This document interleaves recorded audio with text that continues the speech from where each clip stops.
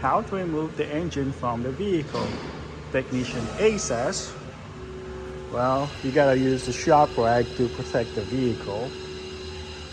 You gotta use the bungee cord to protect your AC compressor. You gotta use a jack stand to protect your transmission. You gotta use a tie down to protect your cat converter. You don't have to remove your hood, just use a hood prop. Technician B says, well, you don't really have to protect the vehicle. It's old anyway.